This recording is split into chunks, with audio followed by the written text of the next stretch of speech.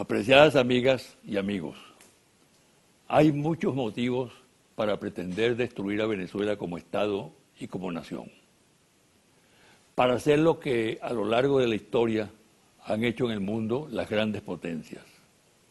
Agredir a aquellos países poseedores de riquezas naturales o con una ubicación estratégica privilegiada que ambicionan controlar los poderosos.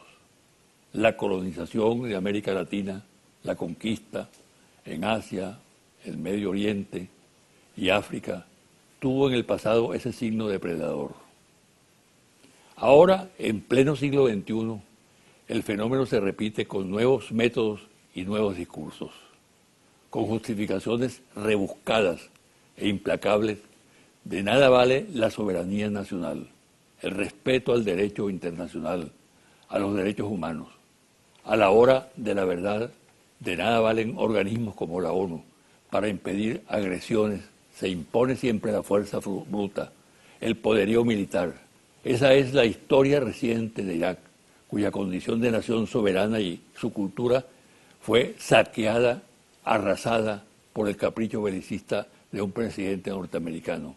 Lo mismo que sucede en Siria, lo que pasó en Libia, la nación africana más avanzada y organizada, hoy convertida en un caos, al igual que otras naciones. En todas estas aventuras contrarias al orden internacional, a la paz, a la convivencia civilizada y a la solución de conflictos mediante el derecho, estuvo presente la rapacidad, el propósito de apoderarse de los recursos naturales, bien sea petróleo o cualesquiera otro, y el propósito de impedir cambios sociales para mejorar la situación económica de la población. Venezuela es una presa demasiado apetecible. Es una tentación para los codiciosos grupos políticos y económicos que dominan el mundo. Venezuela tiene de todo, comenzando por la mayor reserva petrolera del mundo.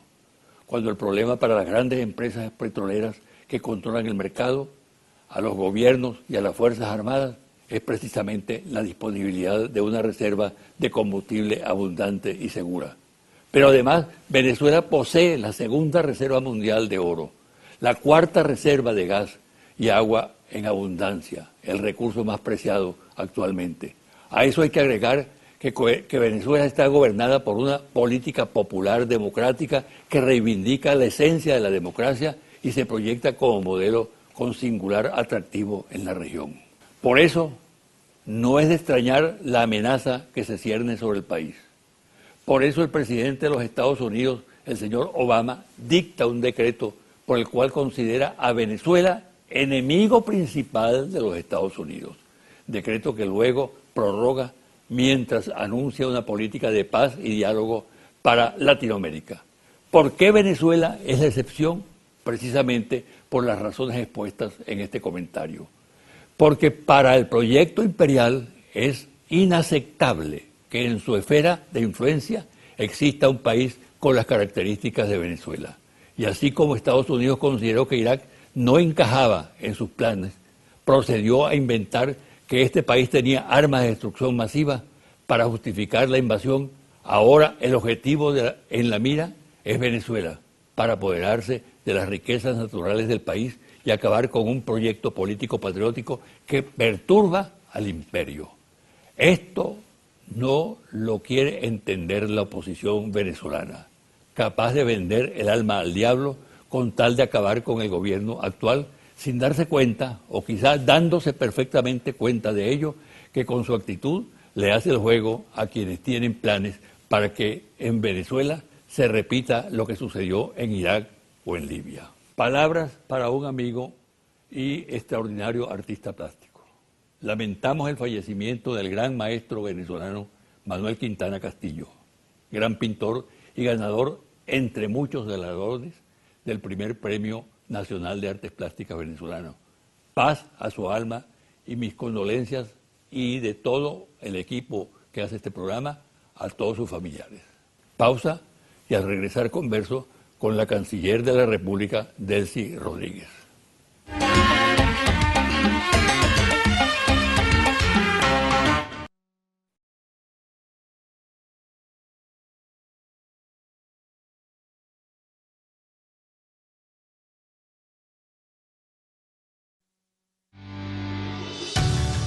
Estás viendo José Vicente Hoy.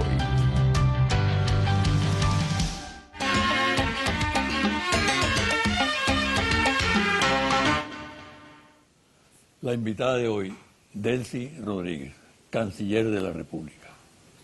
Nada menos y nada más. Bienvenida. Buenos días, doctor. Gracias por esta invitación.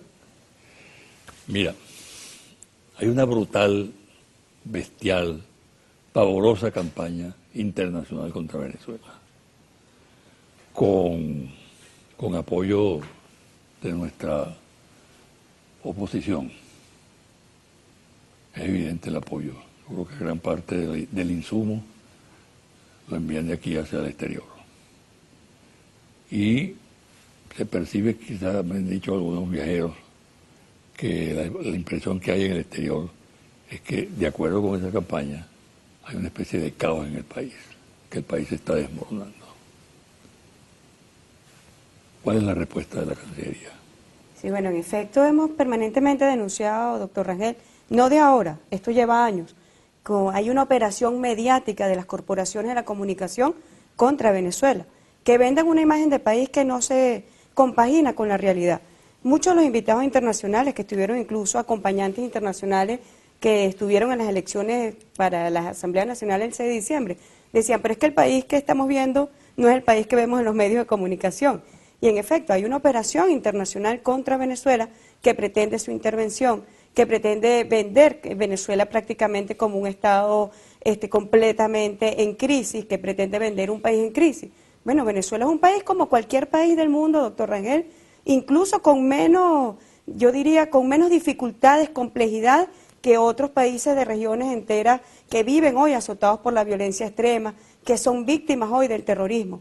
Felizmente Venezuela, con sus complejidades, con sus problemas, como cualquier país del mundo, hoy está desarrollando pues un proyecto de país, y eso es algo que hay que resaltar.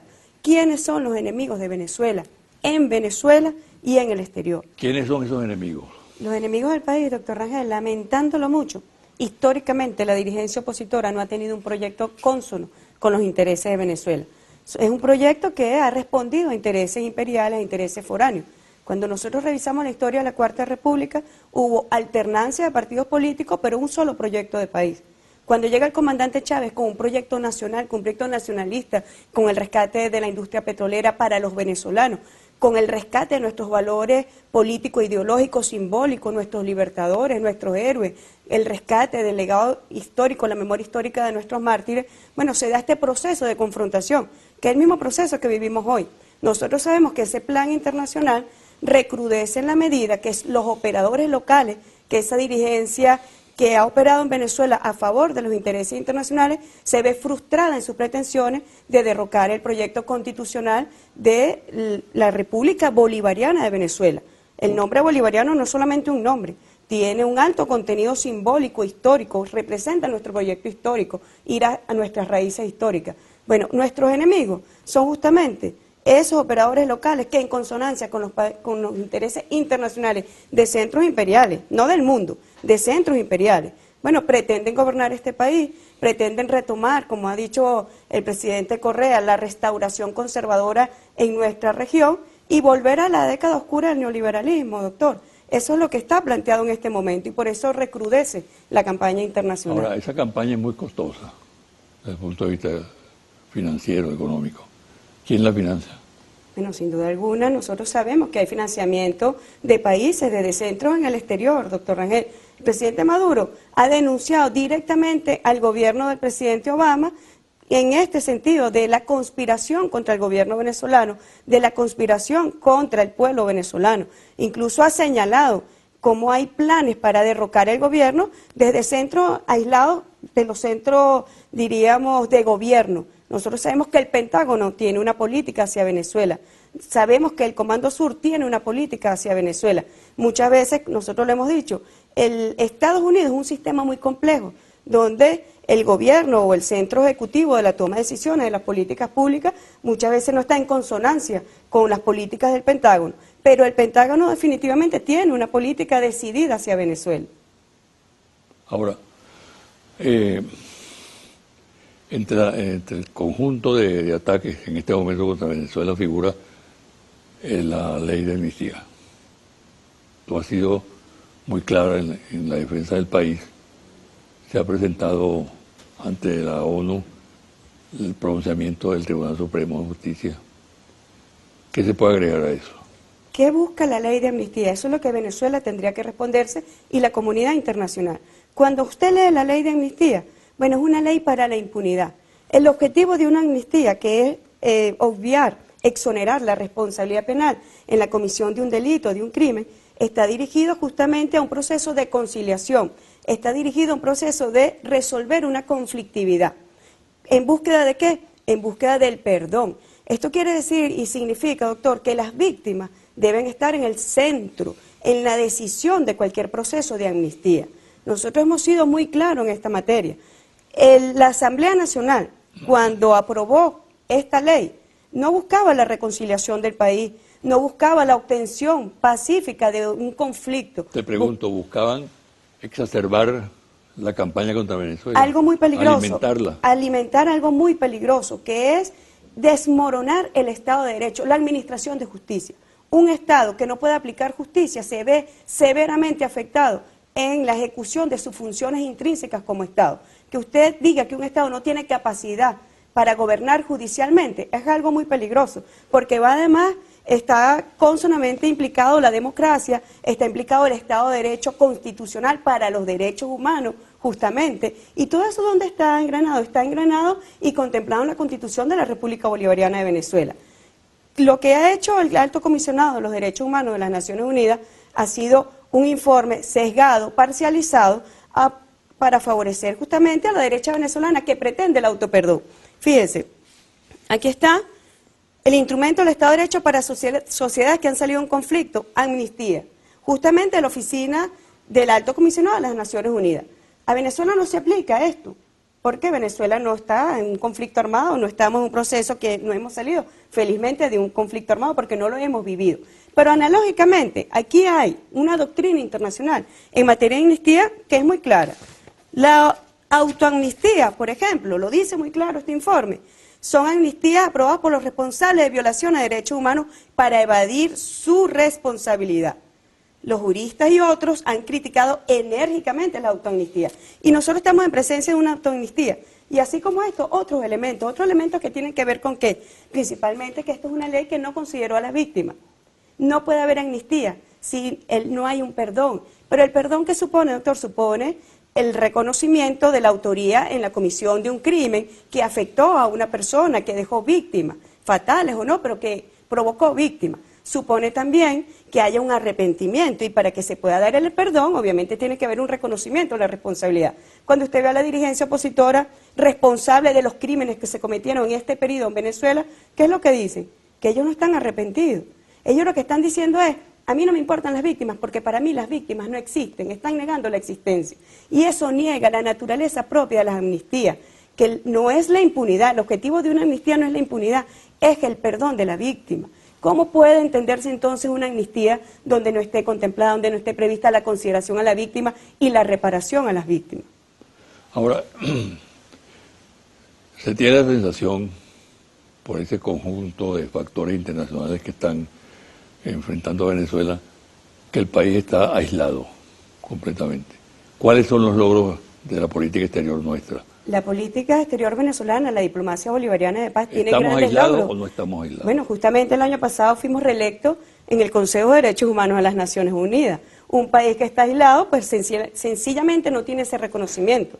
Cuando nosotros vemos también el informe de desarrollo humano de las Naciones Unidas del año 2015, Venezuela está en una extraordinaria posición, por encima incluso de países que tienen recursos materiales más abundantes que los nuestros, que tienen condiciones políticas menos afectadas y en menos situación de acoso internacional por parte, hay que repetirlo, el acoso internacional contra Venezuela está formado principalmente por las corporaciones de la comunicación, por factores financiero en conchupancia con funcionarios internacionales. Pero la comunidad internacional con quien Venezuela se relaciona ha reconocido ampliamente, incluso el liderazgo de Venezuela.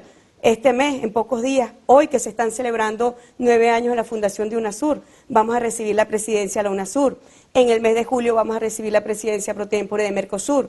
En el mes de septiembre vamos a recibir la presidencia del Movimiento de los Países No Alineados. Es decir, Venezuela en un liderazgo internacional donde además nosotros no podemos obviar que en la región fue gracias al comandante Chávez que mecanismos extraordinarios de unidad, de cooperación y de amistad y de integración como la CELAC, la UNASUR, ALBA, Petrocaribe, fue gracias al liderazgo de Venezuela. De tal forma que esas voces que dicen que Venezuela está aislada, yo creo que son voces pues que tienen que ver más con su propia ignorancia y menos cuentan con la realidad. ¿La OEA qué?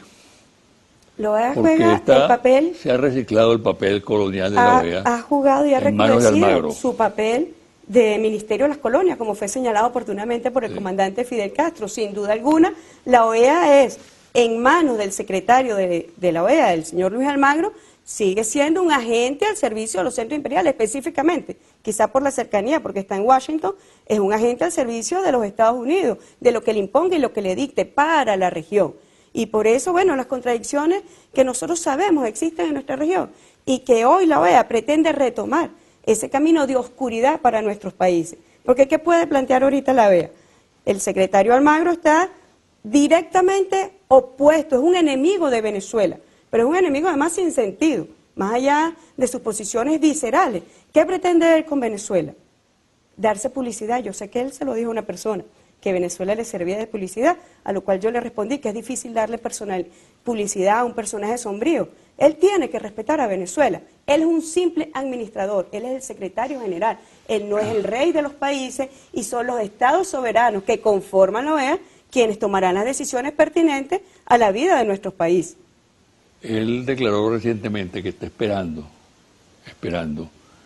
que haya un pronunciamiento en la Asamblea Nacional pidiendo la aplicación de la Carta Democrática a Venezuela para darle curso. Es que eso es algo... ¿Qué destino puede tener? Eso es algo imposible, fíjense. Si nosotros vamos a la naturaleza de la Carta Democrática de las Naciones, de la Organización de Estados Americanos, bueno, la democracia venezolana hoy, que es protagónica, que también se combina con formas de ejercicio representativo. No hay democracia en esta región y no está contemplada en su constitución elementos que busquen tanto la perfección como la democracia venezolana. La democracia no es solamente ejercer el voto, que el pueblo venezolano ha demostrado ampliamente ser un pueblo democrático, participativo, sino también tiene otra forma de ejercicio de la democracia, el acceso a los derechos sociales, el acceso a los derechos económicos, el acceso a los derechos culturales, el acceso a los derechos políticos. Democracia no es solamente votar. Y nosotros sabemos hoy que la democracia venezolana está puesta solamente para un objetivo, que son los derechos humanos. Y por eso es que nosotros repetidamente hemos dicho a quien quiera, vamos a hacer un debate sobre los derechos humanos en Venezuela, vamos a hacer un debate sobre el derecho al acceso a la vivienda, el derecho a la vida, el derecho a la salud, vamos a debatir, porque Venezuela, a pesar de la guerra no convencional que hoy sufre Venezuela, de la guerra económica contra su pueblo, nosotros aparecemos con un alto índice de desarrollo humano, con niveles de diferenciación en cuanto a la desigualdad que han sido disminuidos. Y nosotros vemos el derecho al acceso al empleo. Un 84% de personas en edad de pensión están pensionadas. Eso no ocurre, doctor Rangel, en otros países del mundo. Yo llamo al debate público internacional. Vengan a Venezuela, están invitados a que demos ese debate con respeto. De tal manera que el secretario Almagro lo que ha hecho permanentemente es poner en sintonía la agenda golpista de la derecha venezolana desde la Asamblea Nacional con la agenda de su secretaría. Vamos a hacer una pausa y al regresar hablemos de un tema que bien interesante, relaciones de Venezuela y Estados Unidos. Muy bien.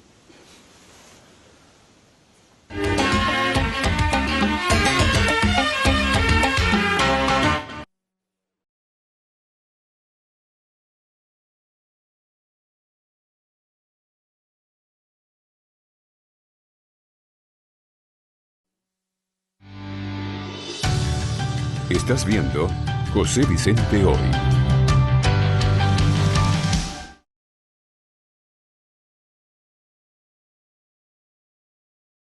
Canciller, las relaciones con Estados Unidos, ¿un dolor de cabeza o algo más que un dolor de cabeza? Yo pienso que es un tema más que un dolor de cabeza, es un asunto a atender con relevancia.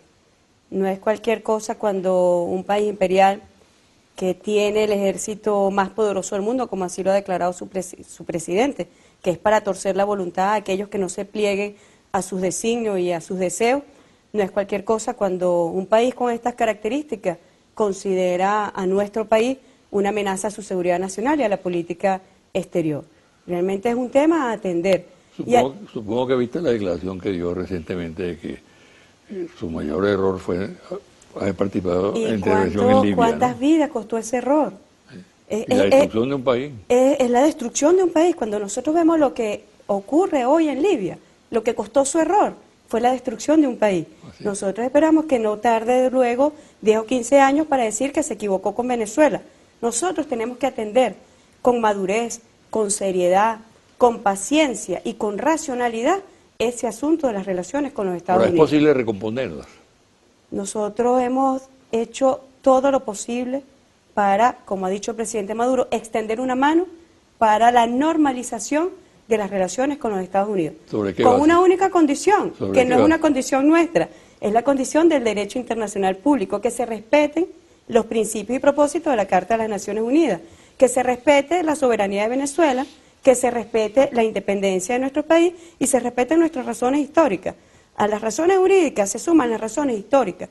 No puede pretender venir ningún país después de 200 años que nosotros logramos nuestra independencia contra un imperio, no puede pretender venir a darle instrucciones a Venezuela, no puede pretender torcer el designio de Venezuela.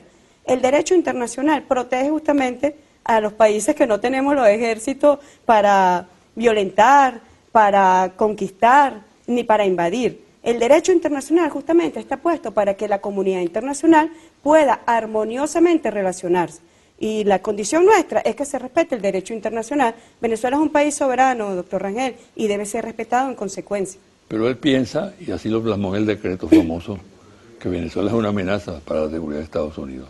No, bueno, ¿Somos amenaza realmente? No lo somos, y eso es un error que cometió. Y por eso yo espero que no pasen décadas, años, para tener que escuchar a un expresidente o a un presidente de los Estados Unidos decir que cometió un error con Venezuela, porque sabemos lo que cuestan los errores imperiales. Sabemos por la experiencia lo que ha significado la primavera árabe para los países árabes, ha significado destrucción y ha traído también consecuencias terribles para Europa, por ejemplo.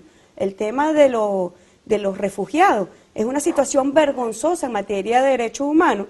Yo le pregunto al alto comisionado de los derechos humanos, ¿qué hace para ese caso? ¿Usted atiende los derechos humanos realmente de los ciudadanos del mundo? Atienda los derechos humanos, no atienda solamente a sus parcialidades políticas que le son afines o que le son afines en su condición de príncipe, atienda los derechos humanos de la comunidad internacional. El caso de las relaciones con los Estados Unidos, doctor Rangel, nosotros hemos manifestado estar dispuestos a la normalización de las relaciones, siempre con respeto y que cese la maquinaria que significa la Embajada de los Estados Unidos en nuestro país para derrocar al gobierno constitucional y legítimo del presidente Maduro. Es un llamado a que se apegue al derecho internacional. Yo te preguntaría lo siguiente, ¿juega limpio el presidente Obama cuando promete un nuevo tipo de relaciones con la región, con América Latina, y hace un acercamiento con Cuba que no se puede negar, ¿no? Pero al mismo tiempo dicta el decreto sobre Venezuela y lo prorroga, incluso por un año más, ¿no? ¿Es contradictoria esa política en sí misma? Yo le haría un llamado muy concreto, que atienda más la realidad de nuestros países y menos las consideraciones y las recomendaciones de marketing, porque lo que ha avanzado en nuestra región está reconocido internacionalmente. El reciente informe de CEPAL sobre la economía de nuestra región, ¿qué está diciendo? Con esta victoria efímera y transitoria de la derecha en algunos de nuestros países, están ocurriendo retrocesos en materia de política social. Fue gracias a la política de los gobiernos progresistas, revolucionarios de izquierda, que en la última década han estado gobernando en nuestros países, que ha habido un avance significativo en el ámbito económico, en el ámbito social, en el ámbito cultural. Es decir, esa realidad es la que yo le digo al presidente Obama que debe atender, y no las recomendaciones muchas veces que de marketing le están dando, porque está dirigido a cometer nuevamente errores importantes en nuestra región. En la baraja de golpes que se piensan que se pueden realizar en América Latina, que están los golpes duros, los golpes blandos, está el golpe institucional, que ya cobró una víctima en Paraguay y que ahora está en proceso andando en Brasil, en el caso de la presidenta Rousseff. ¿Qué importancia le atribuyes tú a esa corriente golpista, donde participan los congresos, los parlamentos, las asambleas nacionales, ¿no? Son formas novedosas y por eso hemos llamado a la guerra no convencional, doctor. Son formas novedosas de derrotar gobiernos legítimos y constitucionales. Hoy, por ejemplo, en Brasil se está decidiendo en el plenario de la Cámara de Diputados el juicio político para la presidenta Dilma. Eso no es de desdeñar, no es algo que debamos asumir con ligereza. Es muy grave lo que está ocurriendo, los intentos golpistas en algunos países de nuestra región. Es algo que se debe atender. Por eso cuando usted me preguntaba sobre la sinceridad o no del presidente Obama, yo les digo, mire, esta política de restauración, de pretendida restauración conservadora sobre nuestros países, va a traer miseria, va a traer violencia. Ese es el legado que quiere el presidente Obama en su presidencia en relación a la América Latina, que volteó hacia América Latina los últimos años de su gestión solamente para dejar un legado de vuelta al neoliberalismo, de siembra de miseria para nuestros países, siembra de violencia para nuestros países. Yo lo llamo a la reflexión y debemos atender con prioridad y debemos atender con preocupación lo que está ocurriendo en nuestros países y la amenaza que se cierne sobre los gobiernos progresistas. Porque prácticamente esa fórmula acaba con el sufragio, por ejemplo. Un presidente es electo o una presidenta es electo con determinado volumen de votos y poco después se arma una conjura. Eso es una tendencia estadounidense de considerar ahorita que votar no es suficiente. Sí. Los gobiernos electos no es suficiente, porque saben que por la vía de los votos, que por la vía de la legitimidad popular, de la voluntad popular, bueno, le ha sido difícil torcer los designios y torcer la voluntad soberana de nuestros países.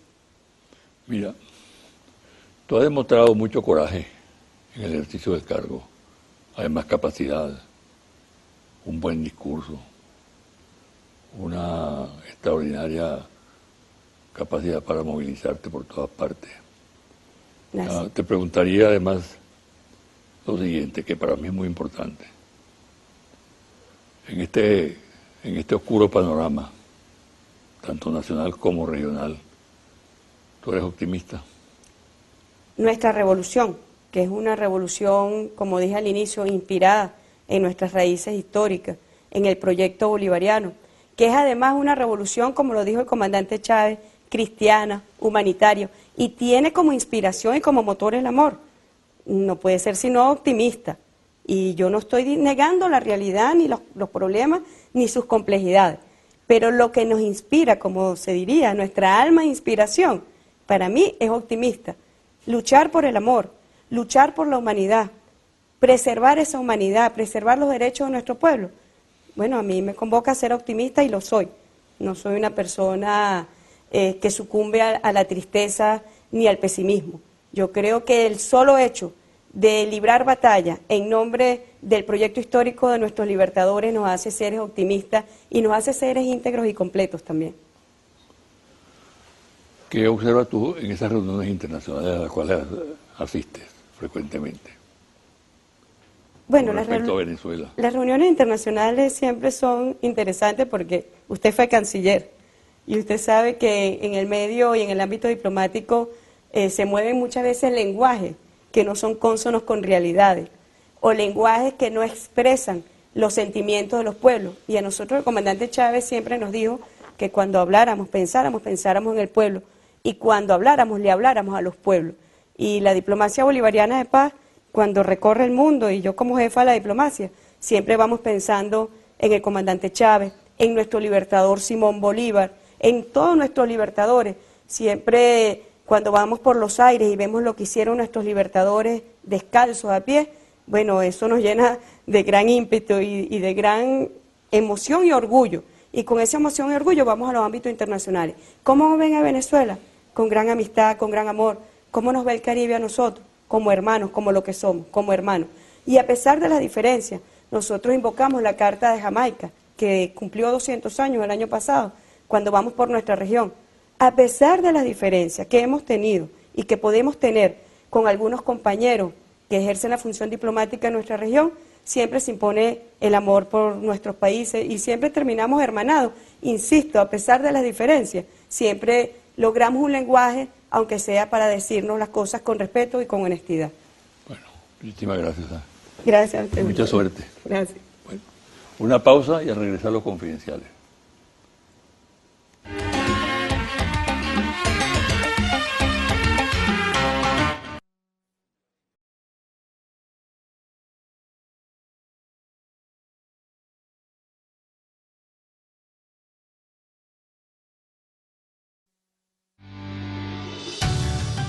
Estás viendo José Vicente Hoy.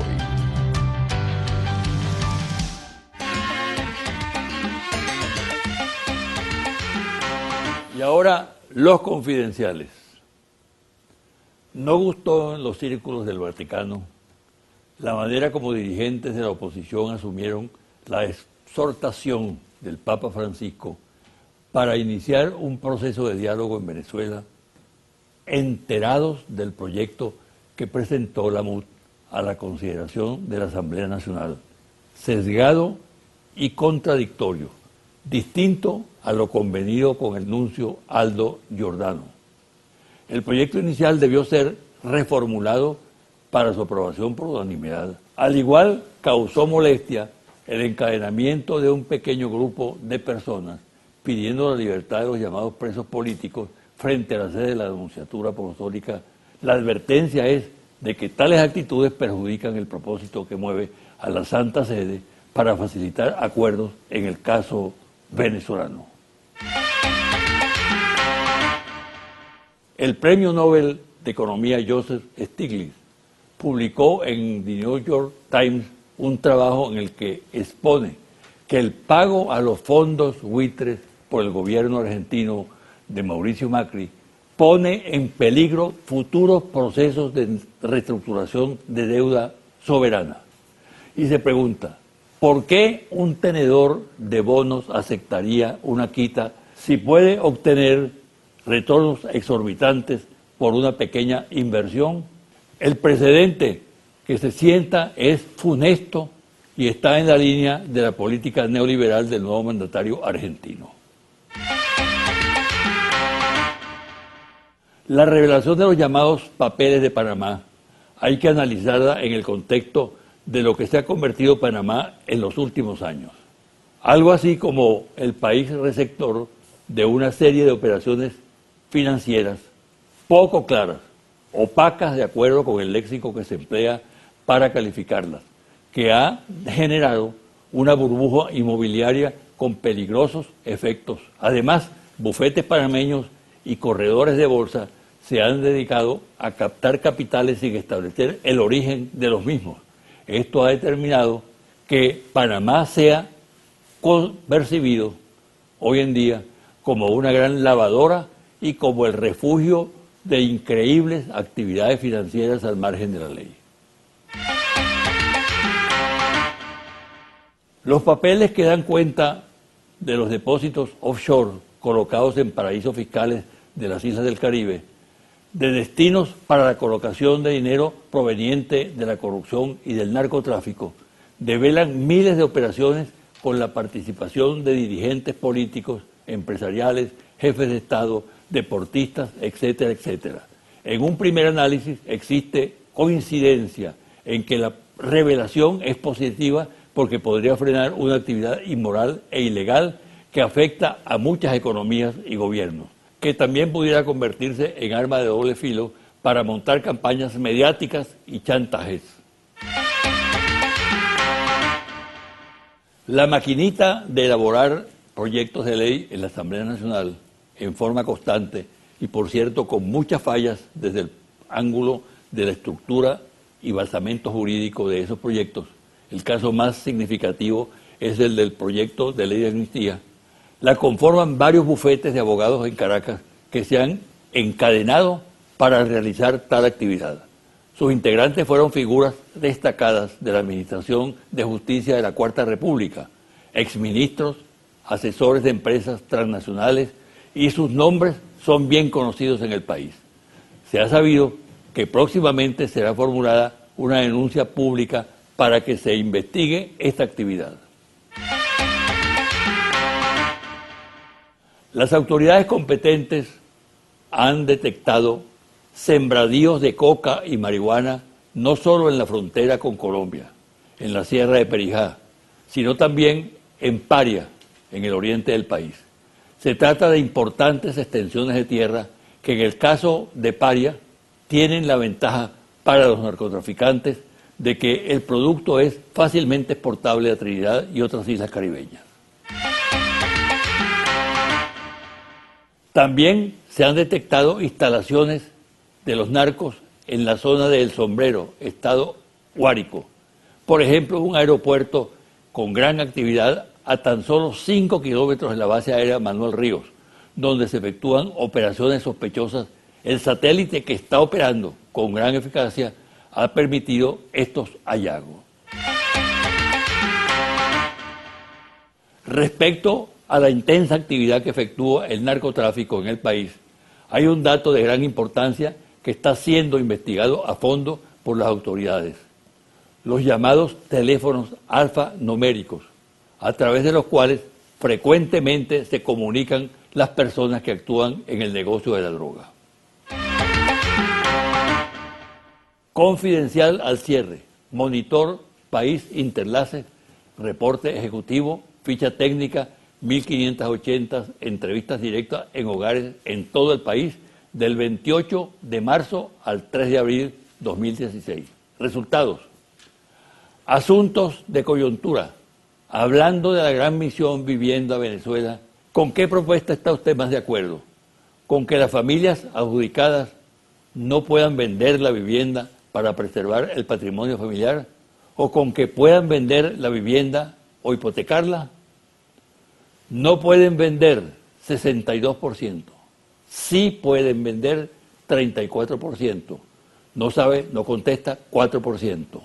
En su opinión, ¿cuál cree usted que debe ser la prioridad de la nueva Asamblea Nacional? ¿Convocar un referéndum revocatorio para sacar del poder al presidente Maduro? ¿Contribuir a resolver los problemas económicos del país? ¿O aprobar la ley de amnistía? Referéndum revocatorio, 31%. Problemas económicos, 59%. Ley de amnistía, 7%. No sabe, no contesta, 3%. Hasta aquí el programa de hoy. Me despido hasta el próximo domingo a las 9 de la mañana por este su canal Televen.